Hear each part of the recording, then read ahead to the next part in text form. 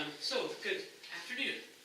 I'm Lincoln Fillmore, and I've been around charter schools for a long time. I've been a teacher, principal, business manager, a board member. I've been on the board of the State Charter Association for 7 years, and it's my pleasure to be here, and I thank you guys for coming. I like these small groups of school directors, and I hope that this will be not a presentation, but a conversation that I kind of guide with some thoughts that I have, but I want to hear what you guys are doing at your own schools. You guys also have a wealth of educational knowledge and experience. We'd like to kind of turn this into a time to share best practices, to share your experiences, to share worst practices. At our session yesterday, one of our directors talked about how he started doing a merit pay system one way, and then he switched it to another way because the first way wasn't working, and then he's really changed it in a wholesale way again, just because of some things that he's found, and I'll be happy to relay that story when we get to that point. So Debbie talked about the self-assessment survey that's in front of you. So this topic is generated by a self-assessment survey that we provided to charter school directors several months ago. And so some of the top concerns that we've heard from charter school administrators had to do with teacher compensation, salary schedules, how to make that all work together. How to do effective teacher evaluations. I think one thing that a lot of school administrators find is that they want to evaluate teachers, that their teachers want to be evaluated, but that they don't really have time to do it. So we'll talk about that as well. I use that as kind of a jumping off point, just to kind of talk about some HR practices in general in charter schools. So we're going to be talking about several topics that are based on this principle. And this is from my experience. So I've probably worked directly with about 30 of the state charter schools in Utah as either a consultant, business manager, or administrator. And a common mistake that I find in charter schools when it comes to how they deal with their employees is when the schools got started, they basically imported policies and practices from whatever world the founders came from, or they just adopted what was in place at the local school district, right? So that you find that with retirement systems, with salary schedules, with contract language and hiring practices and all sorts of things. And they just kind of import that without giving any real thought about why it's there. Why does that exist in the district? Or why did that exist at my company? And so they kind of end with the beginning in mind, if that makes sense, instead of the other way around, right? They just take something they already have got and then try to make that fit into a charter school. It doesn't always fit. The truth is that school districts have legitimate reasons for why their policies are the way they are, and almost none of those reasons apply to charter schools when it comes to key HR practices, particularly as it relates to teacher employment. And so we'll talk about those. And so the kinds of questions that I'm going to be asking of you guys today is, what behavior are you trying to incentivize by adopting a policy? When it comes to employee leave or your salary schedule or things like that, all HR policy is about incentivizing employee behavior, right? We want employees to do certain things. That is, show up to work. We want them to continue to develop and grow and become better at their jobs, right? We want them to embrace the mission of the school and turn that into how they instruct students inside their classroom. So your policies, your practices, your procedure, it needs to further those goals. And if you begin with that end in mind, I think you'll find that you won't just simply adopt what somebody else has done at some other company, in some other industry, or at the public schools. Okay? So here are the things that we're going to cover. Employee compensation, the written agreements related to those compensations. We're also going to talk about bonuses and extra pay. This can take many different forms. We'll talk about when we get there. Teacher certification, which is again one of those things that's just imported from the standard public education system onto us. Leave policies, and then we'll talk about employee evaluations. When we get to employee evaluations, if we have time, we'll spend a little bit of time talking about how to protect your at-will employment status, although yesterday we didn't. But I've got it all prepared if you guys are ready. Will we be able to get this PowerPoint? And this PowerPoint, as well as the other documents that I will reference, are available at the Utah Charter Association website, utahcharters.org. Okay. And there you probably browse to training or resources. Resource library, yeah. Yep, the resource library. So yes, this PowerPoint, and I'll have a simple salary schedule up here that I think can addressing some of the issues that you brought up. Okay?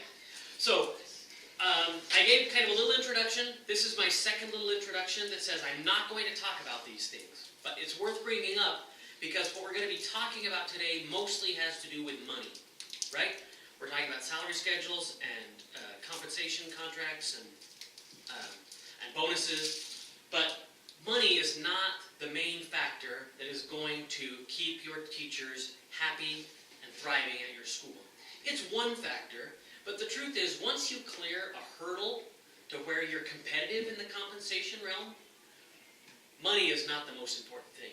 And people will stay at schools where the culture is good, even if they could get more money somewhere else. Because the kinds of things that are really motivating to people are relationships and appreciation, right?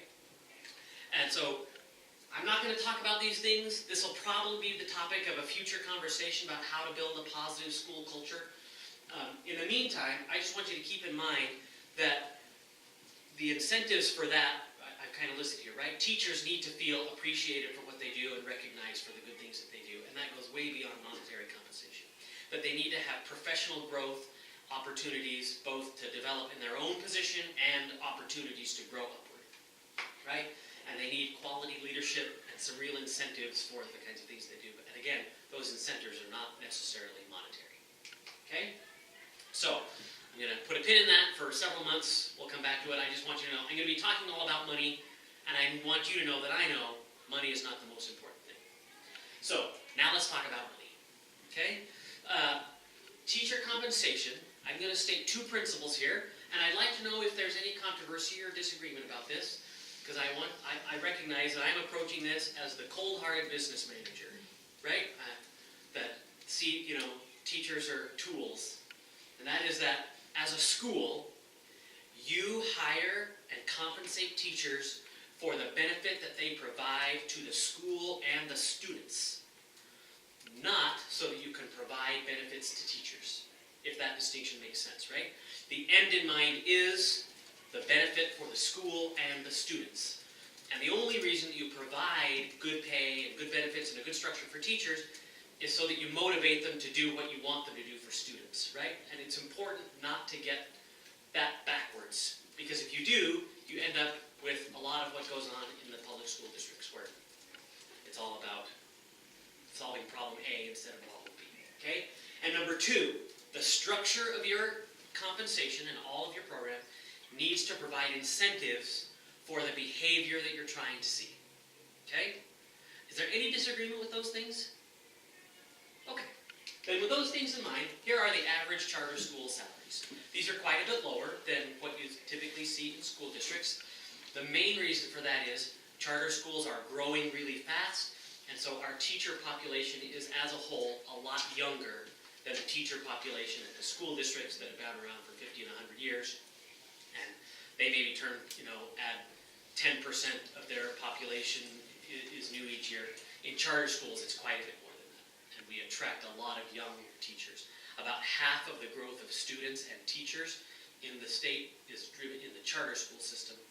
And so when you take a system that has 60,000 students and you add 10,000 students a year, that has a much bigger impact on the amount of teachers that we need to hire and how that affects the averages. But here they are. And I have a little asterisk there because this is, I want to explain to you where I got this data. That I work directly with 15 schools where I build their budgets. And so I know the teacher compensation levels and can run calculations on all of those schools. It's a pretty representative sample in that this includes both high schools and elementary and K-12 schools and rural and urban schools and schools in rich districts and poor districts. But I know it's not a random sample, but it's a pretty representative sample. So there are your averages, about $37,500 just in salary. Benefits would be on top of that, and I didn't include benefits here. And then obviously as you would expect, high schools tend to pay more than elementary schools tend to pay a little bit less. I also found a really nifty website called primaryschoolteachersalary.com. And if you were to go to that website, you can pick what type of school you're interested in and enter a zip code, and it will come through and say the average teacher salary here at a charter school is, and they give you a number. it seems to me like that number includes benefits, because their number is quite a bit higher than this one, but I found it to be pretty accurate, assuming that it includes benefits.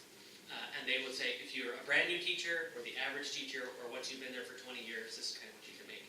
And so no matter where you are in the state, you ought to be, I mean, this is actually I found this like a week ago. This is a pretty useful website, I thought, which I didn't know existed. Okay? Do these numbers surprise you at all? How do you think that compares with how teachers are compensated at your schools? About right? Maybe a little high. Okay. Okay, I have a table. So out in Tooele, the number is more like 34,000, right? Down in Moab, Grant County, the number was a little bit lower. In Park City, the number is quite a bit higher, right? Okay. But this passes your smell test. Okay. So let's talk about salary schedules for a minute. We've kind of gotten an average, the kind of ballparks is where we need to be. Why do you think salary schedules exist in public education? Why are they there? Anybody have thoughts about that? I think it's mainly so that you can know what your target is as a teacher, you know, what you have to do to get to a...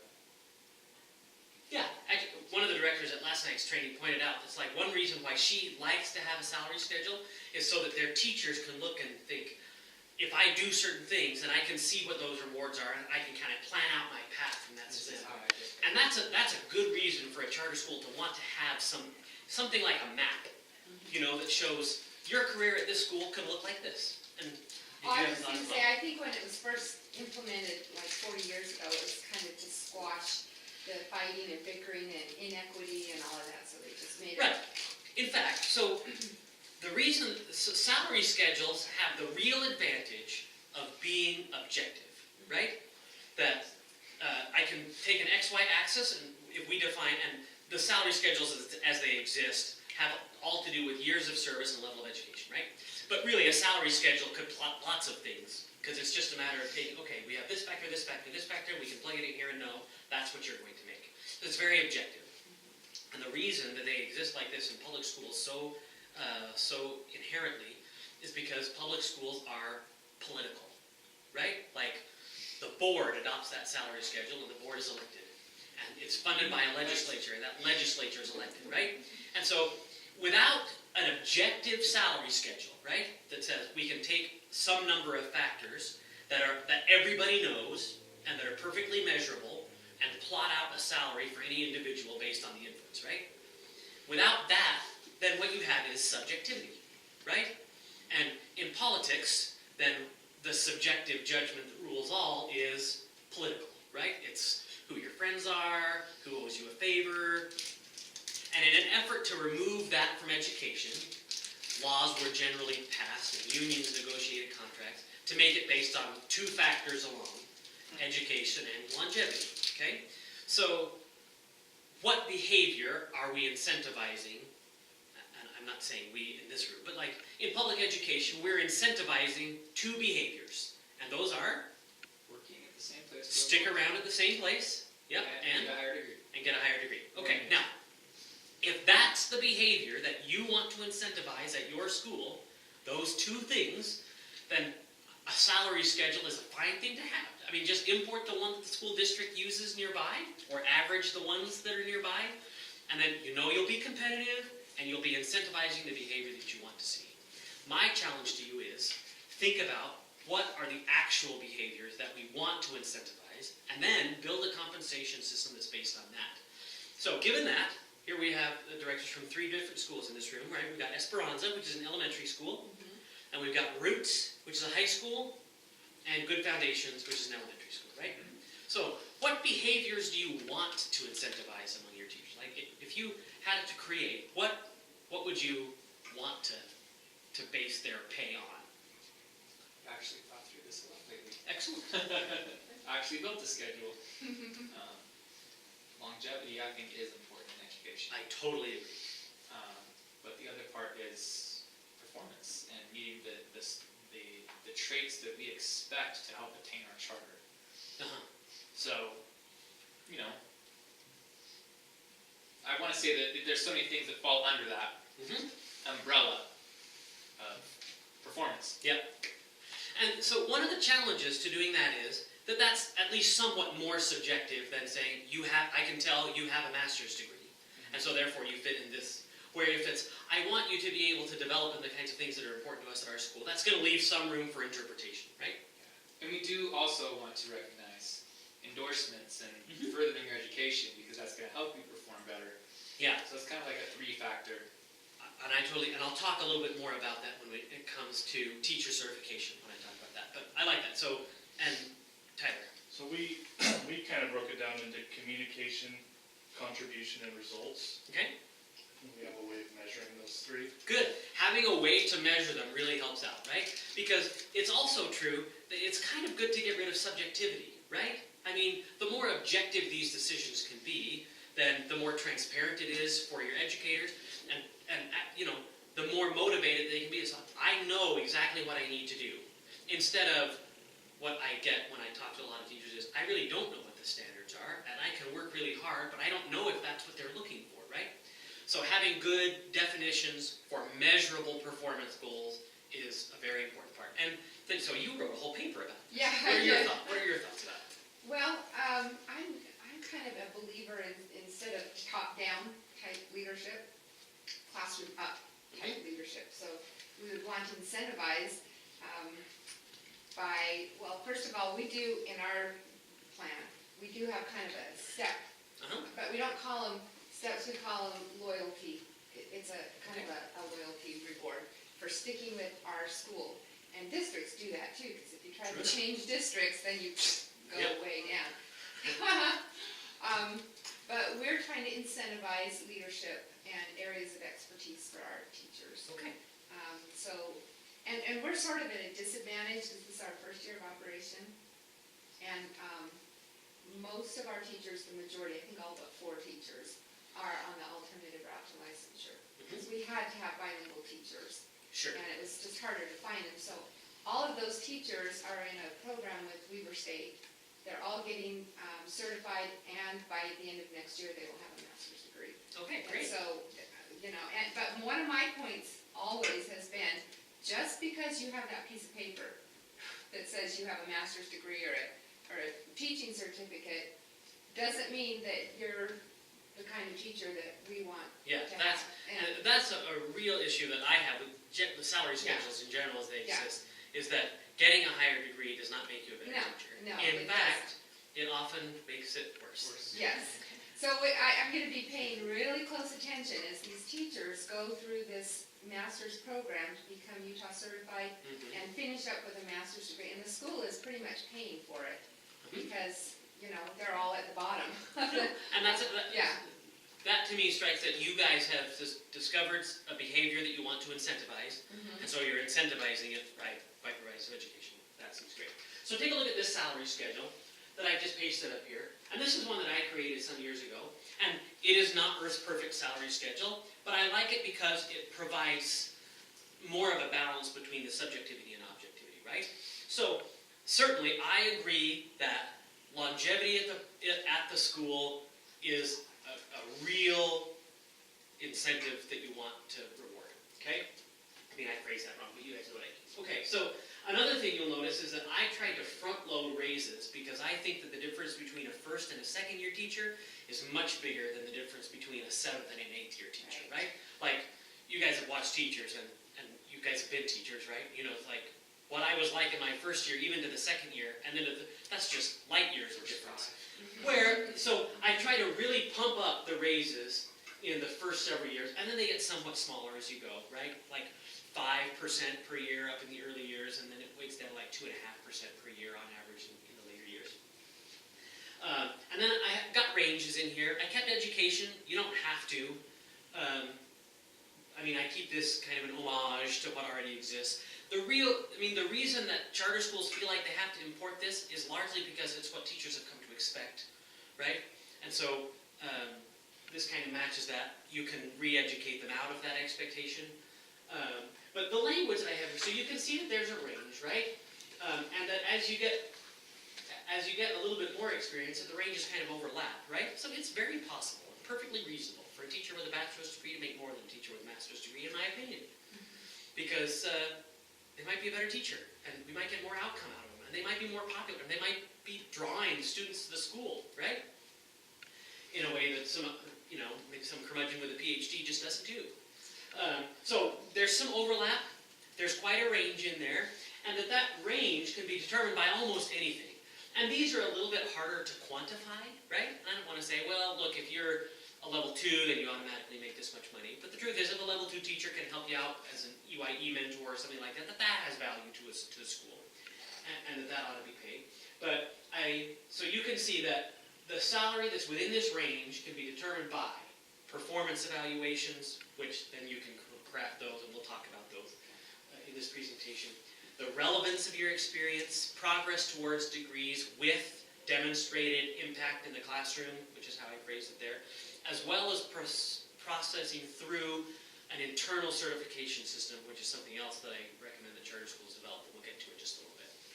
Okay, so if you like this salary schedule, this is just built on an open source Excel spreadsheet, so that if you can just change this number here, this base, and then it repopulates this spreadsheet, and you can change these percentages here, and it will repopulate this spreadsheet based on how much you want to accelerate the raises. You can change these headings, and you can change the ranges simply by changing percentages in a couple of places. So this is available, it's on the State Charter Association website, and if this is a model that you like, then you can download and use it as is, or download and amend it, or ignore it, or whatever you want to do. I appreciated kind of the discussion that we've had about what salary schedules are like and what purpose they serve, and how we can use something like this, because it is valuable for teachers to have a map to kind of see where they're going, but to be able to see that what we're trying to do is reward the incentives that are most important for this school, and not simply import what is available. So I've had this conversation elsewhere. Yeah. I'm going to bring it up. I built something very similar to this for our school. And it was big, it was a little different. It had years on the one side, and then it had bands on the top, because our school utilizes bands. And we have our teachers in either novice, professional, or is it novice? Practicing, professional, veteran, and master. So there's 5 bands. I like that much better than what I've got. And so the 5 bands go across the top, and then if you go year 1 and they're a novice, there's a range that they fall in that's like $3,000 range that you could put them in based on their evaluation. Sure. And what they get on their evaluation. I was discussing this schedule with some colleagues and whatnot, and the advice was Colleagues at your school, or like colleagues in the industry more widely? We'll say widely. Okay. And the suggestion was, you don't ever want to show that to teachers. Okay. I got the same question last night. And you don't ever want them to know that, because then they're going to be expecting something of you. If you don't follow through, or there's a budget crisis, or there's something that happens, then you're in trouble because you won't have the budget to do it. And I understand, but at the same time, I come from a public school background where I know having that incentive in front of you is something that we all, the first thing I did when I got a job out here is I pulled up a salary schedule from Weber Unified and saw if my salary was comparable, because I wanted to see that it was. That's just what I did naturally. So I'm in a place now where is that something that you suggest that you do? You make it public, you don't? So I had kind of 2 answers for this at yesterday's meeting, and so I've had a chance to think about it. So this is Lincoln's response. And this goes back to what I think about HR practices generally, right? So I got a couple of ways. I'm going to give you a long answer. One, it's kind of pointless to hide it, because all salary information for school teachers is public anyway, right? And so for as much as you look like you're hiding it, they're gonna, if they want to find out, they can find out. It's a public, if your board adopts it, it's automatically a public record. They can just grammar request it, right? And oftentimes when you do that, the public record is not up to date, or it's including benefits, and people don't know that it's including benefits, and then it causes more confusion. So if if it's public, and you look like you're trying to hide it, then you end up looking pretty bad. Is an opinion that I have, okay? And second, I believe in transparency. And the truth is, I believe in being open and transparent with my employees, and I'll talk about an important way that that's true a little bit later on in my presentation. And so I would generally err on the side of talking to teachers like they're professional people, and they can handle uncomfortable truths like, this is our plan. And I can't, like, it's possible, I mean, maybe we lose half of our students one day, you know, I mean, things can get in the way. But then you I can just wanna- type in that top Sure. left-hand number, Yeah, but you know. I just want you to know, you're here, and we're investing in you, employee, and we want you to invest in us. And so, we're gonna be transparent about what that looks like. That's the way, as I thought about that over yesterday, that's where I would land. And I think that in general, with HR practices, you are almost always better off from an employee relations standpoint, being open and honest. So Now, what do you there are say- caveats to that, because you can get yourself in trouble by being too forthcoming from a legal and liability standpoint, but So what do you say to the person to which person? that says, oh no, you're gonna set yourself up for a budget crisis? What if your plan ends up succeeding and you have, everybody's over in the master category and they're the master teacher and you're paying all of them, and you don't have the budget for it? I would say I would kill to have that problem. Right, like if my biggest problem is I've got excellent teachers that want to stay at this school and I have to figure out how to pay them, that is so much a better problem to have than I'm having teacher turnover and I'm continually having to go out to try to find new teachers. That would be my response. What were those bands again? I want to write them down. Right. Novice, practicing, professional, veteran, and master. And we're only in year 5 of our school. We have no master teachers. We have like 3, I think, in the veteran column. Most are in the first 2. I think about 12 are in the first 2. What was the second to the last one? Veteran. Veteran. And that's how we do entry-level placement too, is based on what band would we say, based on their prior experience, because they come from other places and states. Okay, I'm going to move on from salary schedules unless you guys would like to talk about those anymore. I have, one of the things on here was a director salary schedule, and districts have them, but districts have like 50 principals, and charter schools usually have 1. To me, it's like way overkill to create a salary schedule for a director, and partly because the job of a director at a charter school is so undefined. I mean, it can be anything, and it varies so much from school by school, and you usually only have 1, and it depends on so many factors.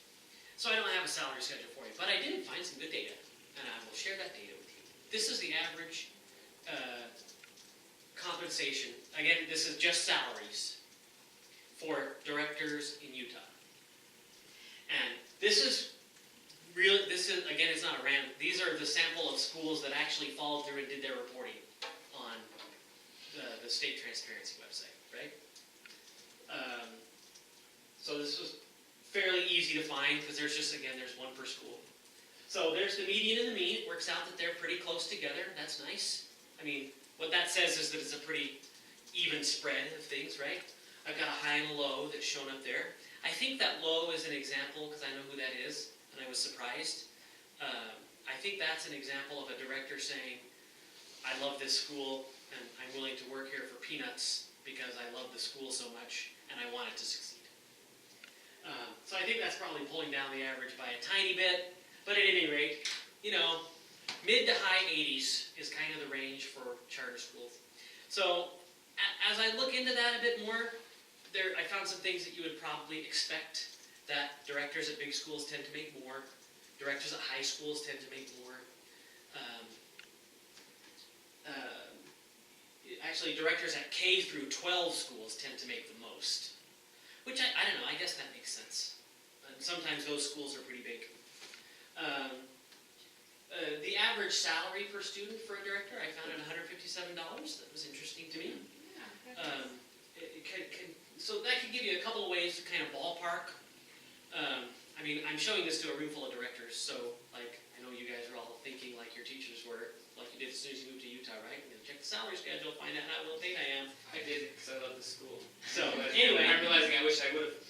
here are the numbers for how it works in charter schools in Utah. Those that have a lot of assistants tend to make a little bit less, right? Again, what you expect. But, you know, you kind of use that to ballpark where you are. Elementary school teachers tend to make, or principals make a little bit less than those at the high school level. Okay? So, I want to talk about compensation agreements. And I'm going to ask the same questions here. Why do teacher contracts exist in education? That's the only reason, right? Because the law incentivizes the creation of education unions, and unions enter a contract, and part of their contract, they give contracts to every teacher. That does not apply even a tiny bit to charter schools, right? There is almost no other industry in the country that uses contracts like education does on an annual basis for their teachers, or for the 90% of their workforce, right? The key frontline people. But in education we do, because it's a union-dominated industry. So the real reason that contracts, and I'm making air quotes on purpose here, the real reason that contracts exist in charter schools is just because they exist in school districts, right? The teachers kind of tend to expect them, right? And that the language that you ask is, when are we going to sign contracts for next year?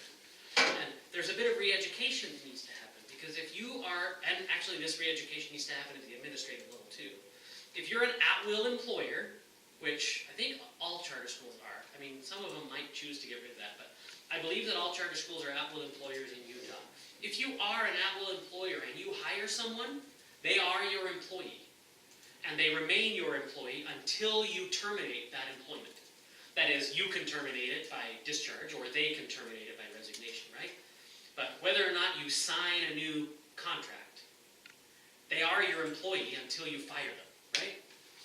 And teachers, in large part, don't understand this because they come from an industry where signing the contract is your employment for next year. But the truth is that charter school teachers are going to be employed unless you terminate them, okay? And the act of not inviting them back, or not signing a contract, or whatever, I think that perpetuates this need for re-education, because what you're really doing is just firing a teacher. So you should never use an employee contract if you help to maintain your at-will employment status. Further than that, I say you should never sign an employment agreement or an employee agreement, because you're not agreeing to employment. You are agreeing to compensation, right? That we've hired you, you are now our employee, and that is not subject to an agreement. You were an at-will employment state, we're going to hire you. The agreement that you cover them is about compensation, right? That is, when you're working in this assignment, whatever assignment it is, that's going to get paid this much money and entitle you to these kinds of benefits, right?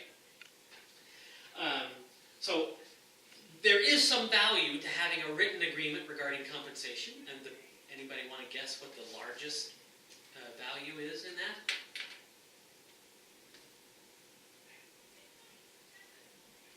Maybe phrase that wrong. Like, why would you sign a written agreement with someone? I mean, why not just say, we're going to pay you $40,000. Do you accept? Yes. Okay, great. You come to work, you get a paycheck, and it will be 1/24 of $40,000. Right? Pardon? Yeah, that's what, so, right. You guys would, the reason for a charter school to have something in writing is so that if there's ever any dispute, right? That I said 40, but you heard 42, and what are we going to do? Okay, so it's written down, that's very good. And in fact, that practice is pretty common in the workplace as a whole. But it's often done through little offer letters, right? That they'll just send you a letter saying, we offer you this position, it's got a salary of $52,000, sign here if you accept. So that sounds fine. So there's nothing wrong with signing a compensation agreement, but it's important that you call it a compensation agreement. Not an employment agreement, definitely not a contract. Because the key thing you're trying to avoid is creating an expectation of continued employment, which undermines the at-will nature of your employment relationship. So instead, the agreement is not about employment, it's just about compensation. And then what your agreements contain can be a lot of different things. Some schools use a really short, it's kind of like an offer letter, that, it just says, we're offering you 5th grade, this is your assignment next year, and this is going to be what we're offering to pay you, and please sign if you accept it. And that's fine. Some of them are pretty long, and they look more like a contract. Whatever you do, make sure that it has the at-will statement at the beginning. Well, if it's a long contract, it ought to be a long agreement, it ought to be at the beginning and the end. But, if it's just an offer letter, make sure the at-will statement is in there, right? So it's very clear that this is not a contract of employment, that it simply is, we're defining what compensation will be, since we already have an employment relationship. I would recommend that you put in there the specific assignment, right? Because if assignments change, compensation level may also change. Certainly if somebody's going to be a teacher and then maybe doesn't get their certification done, so they have to become paraprofessional or something like that, right? It's probably a good idea to reference what benefits are available to those employees, although it's better not to define them there, but to point to other documents as they exist, like an employee handbook that defines who's eligible, or the benefit plan document that defines how much is going to be withheld from their paycheck and things like that. I also recommend you, in the compensation section where you talk about this, how much we're going to pay you, the outline when that's going to be paid. And an important thing to realize is in the education industry, we don't pay people for the work that they do in a given period, right? Teachers get a paycheck on January 1st, even though they worked almost nothing over the previous 2 weeks, right? They're not paid for the amount of work that they do in a specific pay period, which means that if there's some change in employment over the course of a school year, you've got a calculation to do to figure out how much you owe that person based on how much of the school year they completed, right? Because you have not paid them commensurate with the work that they've done up to that point. And I've got a spreadsheet that I can give you for that if you'd like. All right? And then I also, you don't need to do this if it's addressed in an employee handbook, but I think it's valuable to be able to let teachers know that what they buy with the school's money or what they create for the school while they are working for the school actually belongs to the school. Right? That if anything is copyrighted, that the copyright belongs to the school based on for things that they create while they're being paid by you for that classroom. And then, if you'd like, I also recommend something in case there's some disagreement that they don't sue you or anything like that. Have to go to arbitration or something like that first. Okay? So, what do you guys use? You do? It's a very small screen. Do you guys use like a long form or a little? It's 2 short little pages. letter? Okay.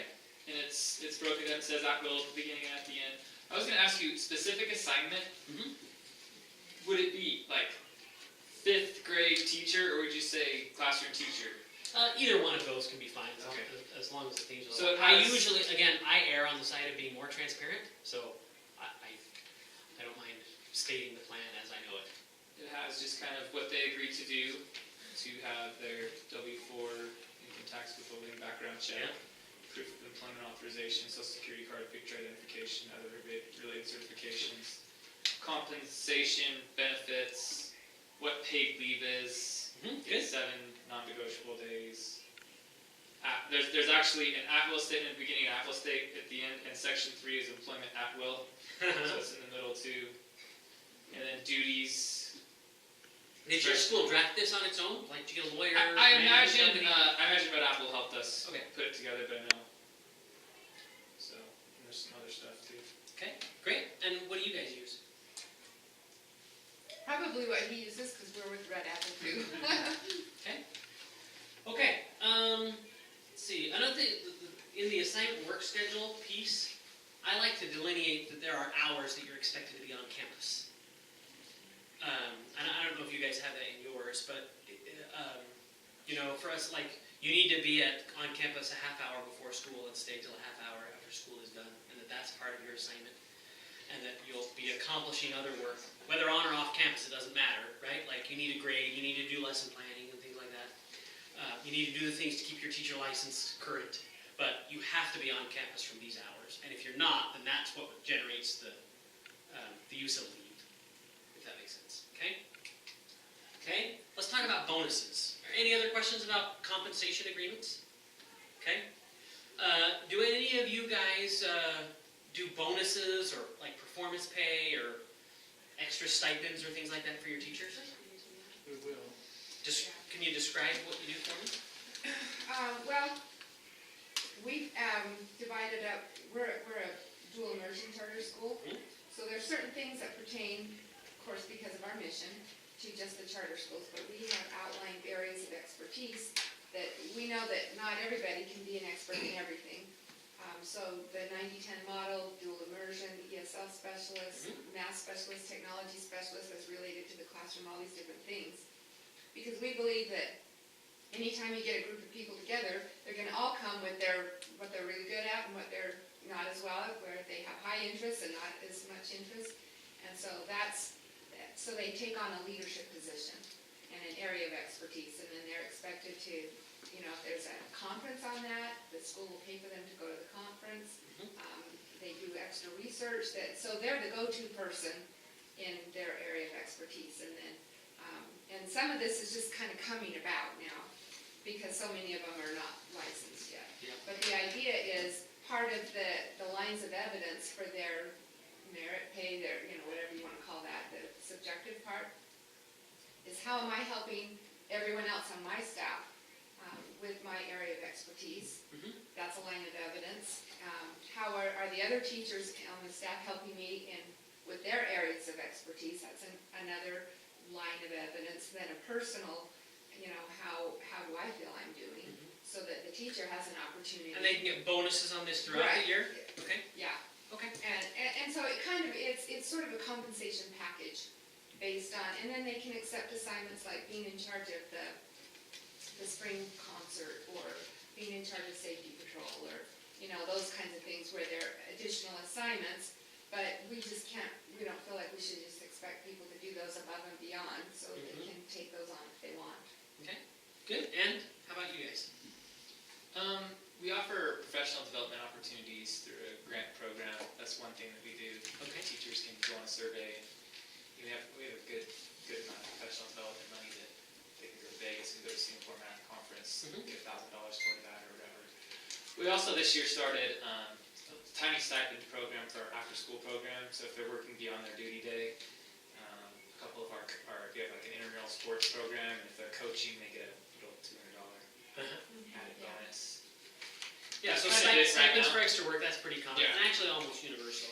The thing that I'd say about bonuses and extra pay are the same thing that I'm basically saying about everything, and that is, define the behaviors that you're trying to incentivize, and then build your program based on that. So, if I'm Good Foundations, and I've been talking to you guys for the last hour or so, and I have a sense about what your overall compensation package is, it seems to me like you kind of build this into what you pay people already, right? That you've already identified how people move through the system at your school in order to receive more money. And so there's nothing really special about a bonus, right? Like, it's an incentive for performance. And so having extra bonuses over the course of a year is a fine way to do that, but it's not the only effective way to do that. And if your salary schedule kind of assumes that built in, it's like, and you can make more money in the future by doing these things now, and it's not a bonus, it's just like an increase to your base pay, then that's also a fine way to provide incentives. Because the important thing is that incentives can come in 100 different ways, and again, as I stated at the beginning, monetary is only one. Recognition is more important than money. And, I mean, money can also serve as recognition, and that's nice, but, praise and rewards and trips to Las Vegas, and those kinds of things are also, it just needs to be targeted based on the behavior that you want to see. And so, when it comes to bonuses and extra pay, I'll say this again when we start talking about evaluations. There can be a temptation that when I see these done badly, and I say that having done them badly myself, right? When you're a school principal and your time is somewhat limited, but you want to make sure that these kinds of incentives have some basis, there's a real tendency to move towards things that are very easy to measure, right? And so, I remember putting in place systems that rewarded people for handing in their lesson plans. And I wanted to see those lesson plans as their principal, because I wanted to, look and make sure that they were on track with the academic calendar, making adequate academic progress. There's value in that for me. But that's not really the sign of it. I mean, that could be a sign of good organization or something like that. Hey, Joanne, how's it going? But don't fall into the trap of just rewarding the accomplishment of tasks that are easy to measure, right? And one of the drawbacks is it's by necessity going to be more subjective, right? There's going to be more of a judgment that you'll place on what you identify as teacher quality and how you collect that data. And, two people may get involved in that somewhat differently. I'll talk about some checks and balances to that system as we get to it. So again, I'd say nothing magical about bonus pay, use it or not.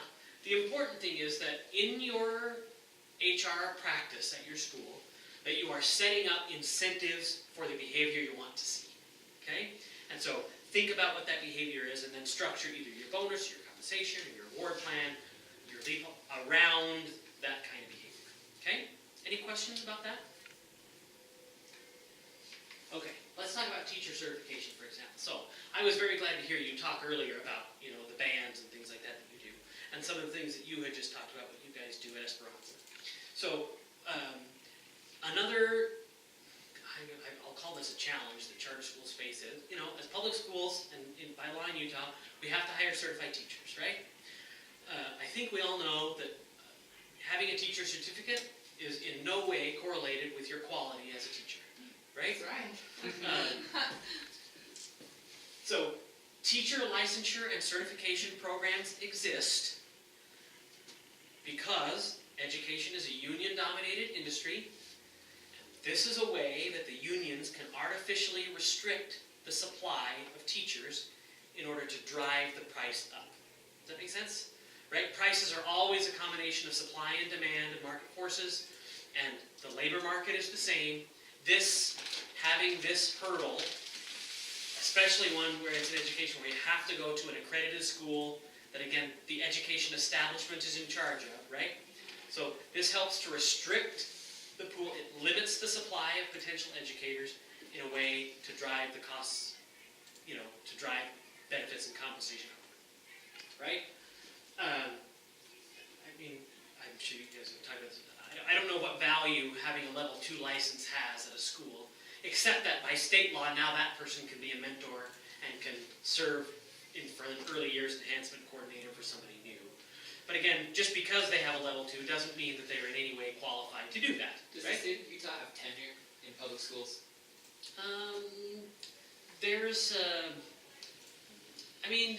Tenure is kind of a word that goes around. I don't think that they use that word tenure. However, there is an Orderly School Terminations Act that basically, once you have reached, and 3 years is the magic number, but once you get to that point in a public school in law, It's more difficult to. it's practically impossible. There are some things, but once you hit 3 years, then your job is a civil right. Does it tie anything to do with license levels? Okay. No. Well, I'm from California and they had tenure. Right, no, and that doesn't exist in the same way here, at least not by the same name, but practically it kind of means the same thing. Okay. Just curious. And fewer than 1% of teachers statewide are let go every year, which in my opinion, I just look at it, and it's just like from an organizational standpoint, if you're not constantly renewing your bottom 10% or so of performers, you are not improving. Right? You should always be looking, even just the law of averages says, if I go out and hire a new teacher, they might be good or not good, right? So I don't want to let go just average teachers, because I'm just as likely to hire a below average teacher. But I do want to let go a bottom performing teacher, because the worst thing I can do is replace it with another bottom performing teacher. And then I might be able to replace it with an average teacher, which is a step up, or an above average teacher, which is a big step up. So anyway, that was a soapbox type thing.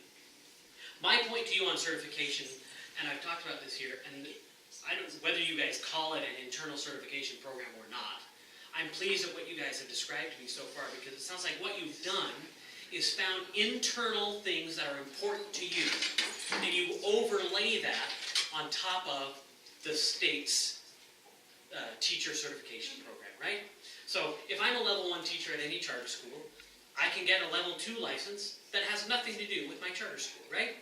I can just go out and get 200 hours of professional development and fill out some paperwork and get my director to write a thing that says, he's taught and he's done these things and he's fine, right?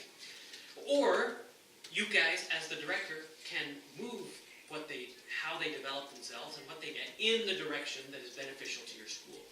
So if I were you, and when I'm setting incentives, compensation, bonuses, however you structure that incentives, I would almost completely ignore the level of certification that a teacher has from the state, and instead focus on how are they progressing through the internal certification program that we develop, and whether you call it a certification program or not, right? How they're doing and progressing through the bands that you guys have described here, or how they're progressing through the program that you just described, in getting their higher degrees and becoming second language proficient, things like that. That those things have real value to your school, that it helps them to understand your philosophy better, and helps them to be more effective inside the classroom in instructing students the way that your vision calls to do. And again, the incentive, there needs to be an incentive because they have to keep renewing their licenses, and there's a legal requirement for that. But don't make that your primary, right? consider that that's the piece we have to do because we're a public school. And so the value is they have to do that in order to stay employed. But what really is meaningful to us and the behavior that we want to incentivize is the internal certification program. And as much as you can make your internal certification program also qualify for the state, then at that point you're ahead in the game, right? And so I think that's great. And in fact, you Good Foundations people, I'll say, in a little while, there's going to be a call for presentations that's going to come from the State Charter School Association for the state conference that's going to be held in Provo this summer. And I would recommend that you guys put together a proposal on how you use your internal certification program. Because based on how you described it to me here, it sounds like a good model that other schools can use. Still developing a little bit, but. Okay. Good enough. Well, maybe you wait till next year. At any rate, it's a best, I like what I've heard from you. I think it's a good best practice that lots of schools ought to use, and that in my opinion, too many schools don't. That they simply rely on the state certification system as the determination of school quality when there is no correlation. And there's potentially even a negative correlation between getting a state certification and progressing along in the philosophy of your charter, right? Your charter is built to be different than the public schools. The philosophy is different that you use than what's used in the public schools. And they're not going to get trained in your educational philosophy at the teacher's college at a public university, right? They're just not. And you need to find a way. I mean, they'll get some pedagogical training that's probably applicable to both. But what you want them to do is to understand and embrace your philosophy and your approach, and then build the skills that you guys think is most important. Okay, any questions about that? Okay, let's talk about leave policies for a little bit. Okay, so I have some stats up here. School districts typically offer between 10 and 12 days of personal leave. Or I would say, let's call it paid leave. And sometimes it's restricted, sometimes not. Charter schools typically offer somewhere around 7. I've seen it go as high as 12 because, lots of times charters make the mistake of just importing a district policy without giving it much thought. And I've seen it be as low as 5. I don't work with any schools where it's lower than 5. And you can kind of carry it forward. Districts generally allow people to carry forward like 200 or more days of paid leave, which essentially means you can quit and then get paid for another year for not teaching. And this goes against one of my main principles of being an employer, which is you should pay people generously for performing good work, and that you should not pay people when they don't work. So that's just because I'm a cold-hearted businessman. And there are exceptions to that rule, and paid leave is certainly one of those, right? What do you guys offer? You guys, I know, 7 days, because you said that a little bit earlier, right? 7 days, and if they go beyond the 7 days, they pay for their own stuff. So it's $85 a day that comes directly out of their paycheck, because we have to cover that sub. So it balances out the budget that way. Okay, and how about you? I believe it's 10 days, and we tried to consider what if somebody needs to take a leave for having a baby or something like that. So that, we tried to, at first it was a use it or lose it, and I'm like, no, don't do that. Because let's talk about that for a second. Yeah. What's the incentive? Let's stipulate at the beginning that having a paid leave policy is incentive for people not to come to work, right? It in fact creates that incentive. However, sometimes that's good. If your teacher is sick, you don't want them to come to work and get the rest of your workforce sick and get the students sick, right? Yeah. So that's good. You also want to be, a fair employer, and if their mother dies, you want them to be able to go to that, right? You need to be a good, okay. So there's legitimate reason why you would provide incentive to take time off of work. But what's the incentive if it's a use it or lose it system?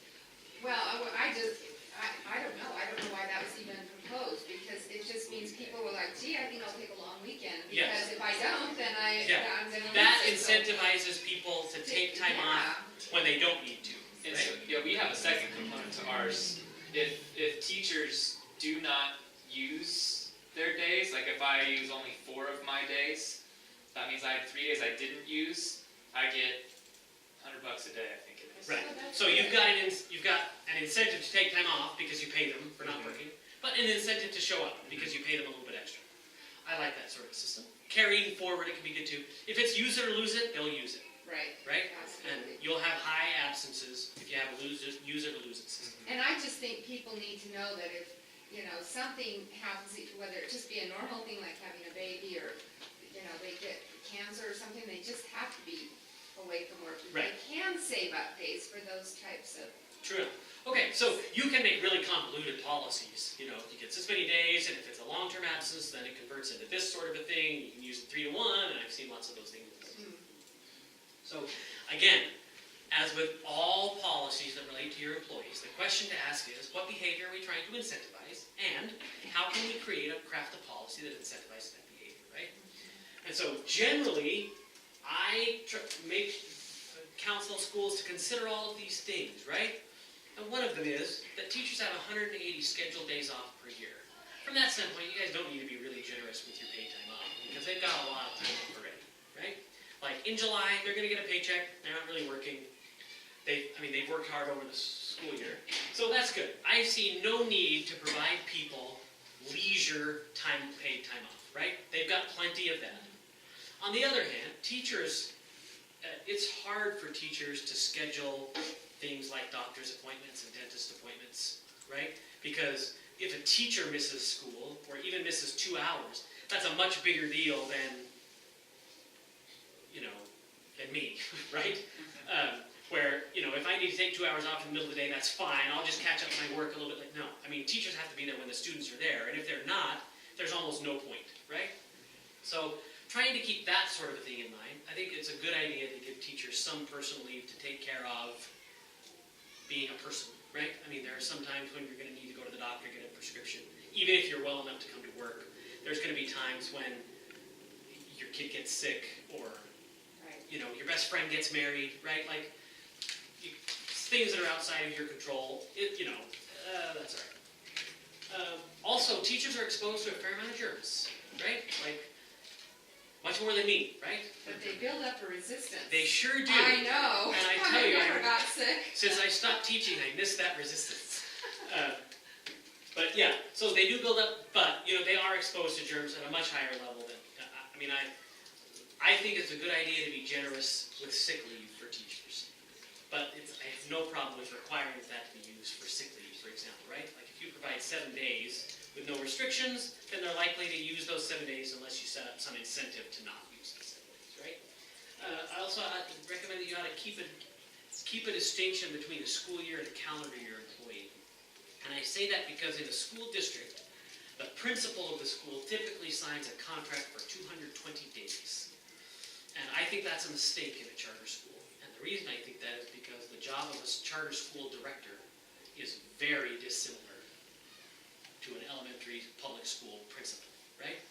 That the charter school director also serves the role of superintendent of the district or the LEA, right? And in my opinion, being the director of a charter school is a year-round job. And that you shouldn't have, if you have a limited 220-day contract, then the school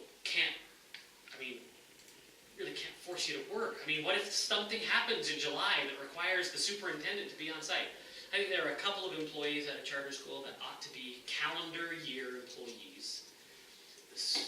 The director, whatever you call that person, who acts like the superintendent, and probably your head maintenance guy, because summer ought to be a time when a lot of work gets done in the school. And that the leave system for them ought to work much more like it does in the regular world where people work 12 months out of the year. Because we work in the education industry, I probably need to be generous with your paid time off. But if you limit yourself to a fixed number of days for your key executive, then I think you're creating the wrong incentive. And the incentive for your key executive ought to be around because you are accountable for everything that goes on in the school, and therefore you need to respond anytime something might happen inside the school.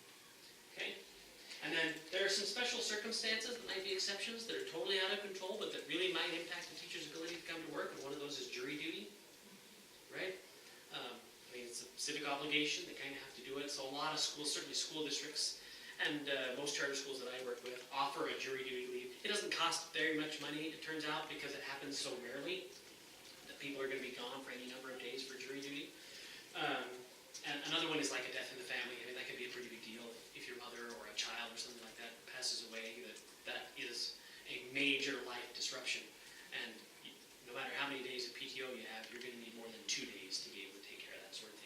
And so I typically, when I draft policies, I separate out bereavement leave as a special category. And again, because it doesn't happen that often, I don't see you need to budget for it necessarily. It's just kind of in an insurance pool, and that if I need to dip in to take $1,000 to cover because one of my employees' husbands died, then, well, that's not going to happen very often, and we've got $1,000 to cover that. So again, just keep those things in mind when you're crafting leave policies to make sure that you are balancing the incentive that you create to miss work, right? Okay, so let's talk about teacher evaluations for a second. And if I sound like a broken record, I just want to say here that whenever you're evaluating teachers, you want to ask yourself, what behavior are we trying to incentivize through this evaluation system? So this is actually a good time for you to talk about this. Maybe if you guys are probably, working on your teacher evaluations, want to let them know you're considering how you want your staffing levels to be and which teachers you're going to have in which assignments next year. But it is much too late, actually. This is the good time to start talking about what kind of evaluation system you'll have in place for next year. Because in order to have a good evaluation system, you have to have a lot of things done on the front end in order to get the results that you want on the back end. And so I'm going to give you very little that will help you do a teacher evaluation system for this year.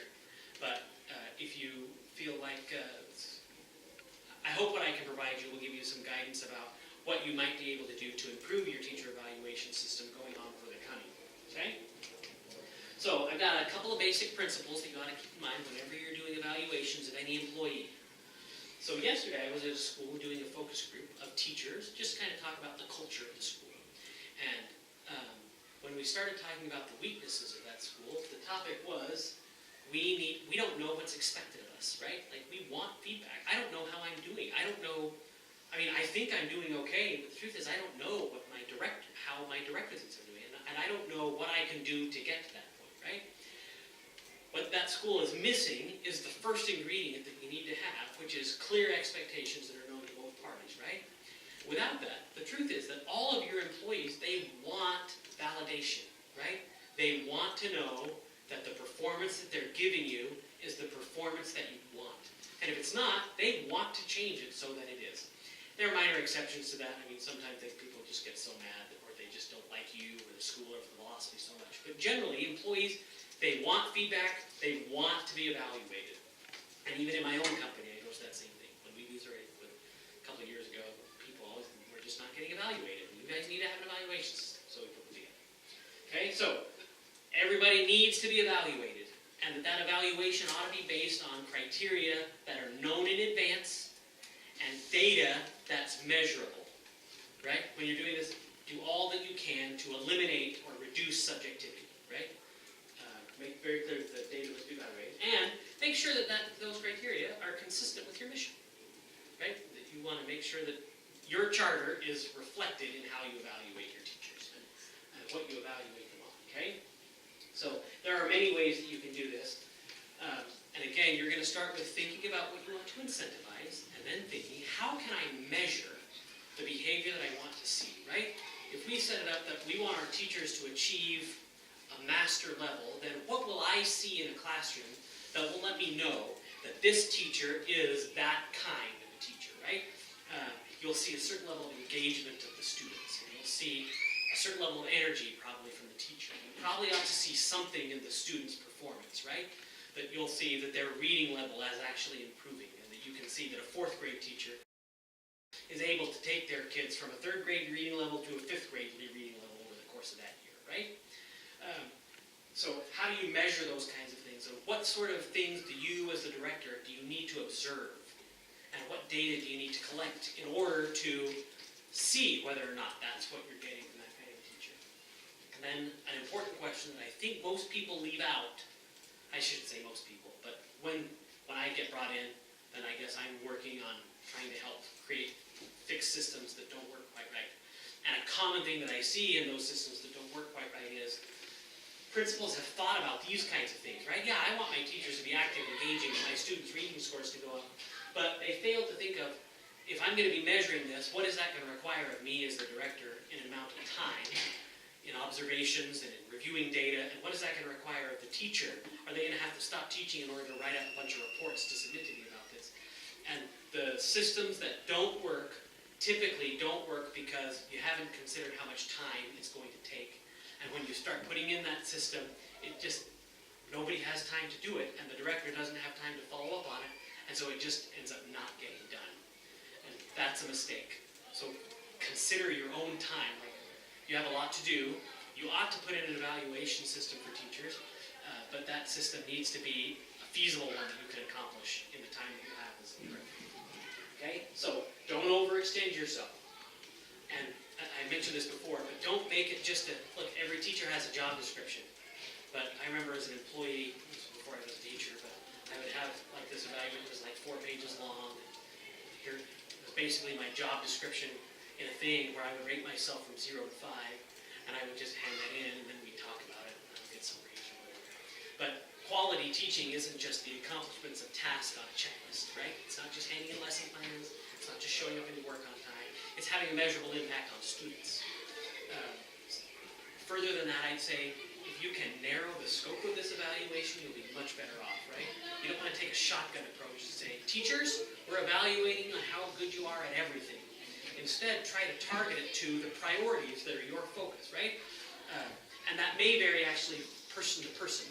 That you might say, this teacher, for your evaluation, we need you, Miss 4th grade teacher, to be able to work on student engagement. Where you, Miss 2nd grade teacher, you're going to need to work on overall teaching professionalism and confidentiality or something like that, right? That it's going to, there ought to be some measure of your teacher evaluation system that recognizes individual differences between teachers and helps them grow, because each teacher, you know, they're all going to have different strengths and weaknesses, and as much as you can target that, then you'll see that you'll start to get better results, because it'll be targeted towards a specific teacher that you need. All right? Okay, so here are some tips of things to do. Do I have anything that was the not to do, right? Okay, here's what not to do. Here are some things to do. As I mentioned, focus on the most important aspects of your mission. It's fine if your evaluation system only measures 4 or 5 items, as long as those are the 4 or 5 items that are most important to you. And as long as there's kind of an overall, you have to obey the law and school policy and stuff like this, right? Okay? A way to gain credibility with teachers is to have multiple evaluators. It helps remove subjectivity, right? So that if you've got doing a classroom observation, if it's just the same person every time, lots of times teachers will feel like, well, that person just doesn't get my approach or something like that. And that may or may not be right, but you'll build credibility if you have multiple evaluators. And that, again, I talked about how it ought to be specific to a person, and that you ought to complete evaluations early enough in the process so that teachers know if they need to go out and look for other work, right?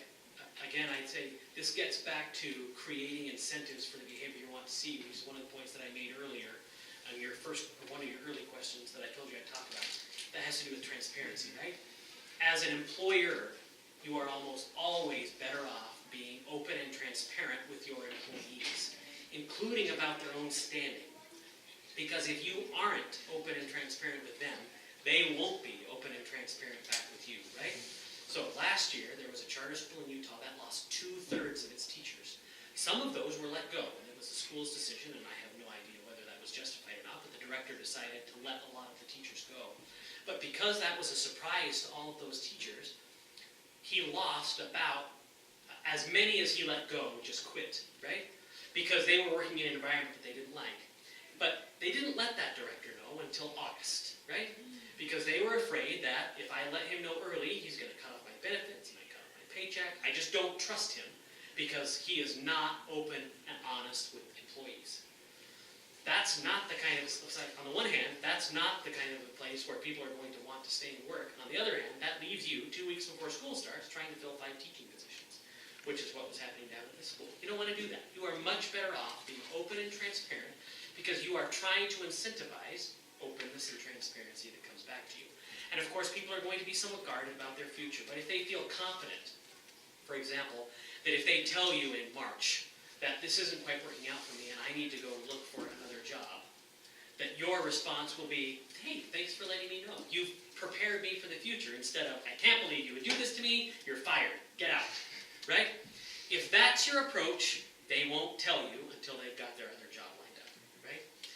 And you will be much better off when you have the information that you need from your employees in the same way that they get the information that they need from you. So and I get this kind of question because I work with so many directors all the time. When do I let people know that we're going to need to let them go? And my answer is almost always as soon as you know. I've seen exceptions to that where we worry about if you're worried that once you tell that employee that they're going to be vindictive, and there actually sometimes are some legitimate reasons for that. But even if that's the case, then my response is, if that's the kind of employee you have to get them out of the school now and not wait until May, right? If now is March, you'd be better off if that's the kind of person that you've got dealing with to bring in a long-term substitute. Anyway, that's generally my philosophy, and even though that sometimes creates some hardships in, mid-year classroom transitions, things like that, over the long term, you'll be better off because you'll build a lot more credibility with your employees. Okay? Any questions or controversy about that? Have any of you guys faced that sort of a situation that you could speak to where, you're going to be letting somebody go at the end of the year, and when have you told them, and how's that worked out? Nothing to add. Well, I know that we're not pleased with the performance of our special ed teacher, but it's so hard to find a bilingual special ed teacher. She's going to finish out the year, but I know that was a really I hard think thing. that's where the crucial conversations seminars come into handy right there. I think it's important to be open and honest with the performance you're seeing. I've had that with several of our paraprofessionals this year, where I have to tell them, look, this is the complaints, this is what's happening, open the dialogue up, discuss the things, get it all out in the air, get people communicating and talking, and then say, look, so we need to see these things improve, or there's the potential that you'll be looking for someone, and then they're ready for it, and I've already had a couple of them come to me, I'm really nervous about my evaluation, I think things have gotten better, but I'm not sure they understand. yeah. that we've had that. Thanks for sharing that, because you've segued very nicely to the next point here, is that when it is come time to let people go, again, you're going to be better off being open and transparent. That is kind of a long-term investment. And the truth is, the conversation you described is a good one to have. And if as a school director you can't have that kind of a conversation, then you've identified a weakness in yourself as a school director, right? You have to be able to have conversations with your teachers about what their performance is like, even when those conversations are going to be difficult. So, if you're having difficulty with that, please get yourself some crucial conversations, some kind of training to help make that easier, because you will not be a successful charter school director if you cannot hold your teachers accountable for poor performance in a way that also helps protect the school and helps keep things going. Okay? So I think that the bigger question that I have in that, since I haven't actually let somebody go, is I haven't really in my mind envisioned what is it that justifies letting them go. Because, I've had a few that I've had issues with, and I definitely had to address things, and we have, but the things they've grown. And they've really said, I want to get better at that, I want to do what I can to and I've seen that growth, but is growth enough? Because I really need you here. Right. You're about here. Yeah. And so it's a tough line for me to know what are the signs. I guess I go back to the age-old question of, is it affecting students and is it affecting the general performance of our school? And I guess I don't know how to tell when it's time. Is that a question? Kind of. I guess advice? I don't know. So, my general approach, as I mentioned before, is to kind of be open and honest about the process. And the cold-hearted businessman approach, right? Is to be able to say, I've got you, and I've got some unknown replacement of you. So, growth means something, right? Yeah. Like if you see, you were at a 5 and now you're at a 15. Well, that's that's 300% growth, right? Like if we can sustain that over a year or two, that probably has real value. Because I'm comparing you to some unknown thing, right? And that unknown is just as likely to be above average as below. If you're below average and I can tell you're not making growth and I can tell you're going to be below, and by that I mean way below, as I said, I kind of define that as the bottom 10%, right? That if I have 20 teachers at this school and you're one of 2 that you guys are the ones that cause that I'm spending all of my development time working on you instead of helping my best teacher. I think the best thing to do is to let teachers like that go. They'll probably be more successful in another field. And the unknown is almost guaranteed to be better than that, right? That's the standard that I typically use. Bottom 10%, Bottom 10%, to me, that's a no-brainer, right? When you get above that 10%, then I kind of compare it to this. unknown. I have something that's unknown, and I've got you. And kind of evaluate, if you're growing to the point where I think in 2 years or so, you're probably going to be you're just as likely to be as good or better than the unknown, then I would keep that teacher around, at least for another year to gather more data, to see if that growth level continues. But if I think, even if you kept this up in 2 years, I still think I'd be better off by just going and posting an interview and paying $40,000 to somebody else. Then I would probably go in that direction. And again, I would be open and honest about the reasons. Okay. That's good, thank you. Okay, do that. Okay? So, when you make termination decisions, I've talked about the openness and the honesty. As you said, by the time you talk to them about the fact that you're going to be terminating that employment, it should not be a surprise at that point, right? If it is a surprise, you're screwed. And not just with that, I mean, you can terminate people all day long, we're not going to stay. But it screws your credibility with the rest of the staff, right? If the sense of your teacher community is, I didn't know I was doing anything wrong, and then I got fired, every teacher is going to feel that way, right? Every teacher will think, I think I'm doing okay, and he told me I'm doing okay, but everybody thought that person was doing okay, and now they're out on the street. That's a bad situation to be in, right? And avoiding those crucial conversations is what creates that environment. So have them.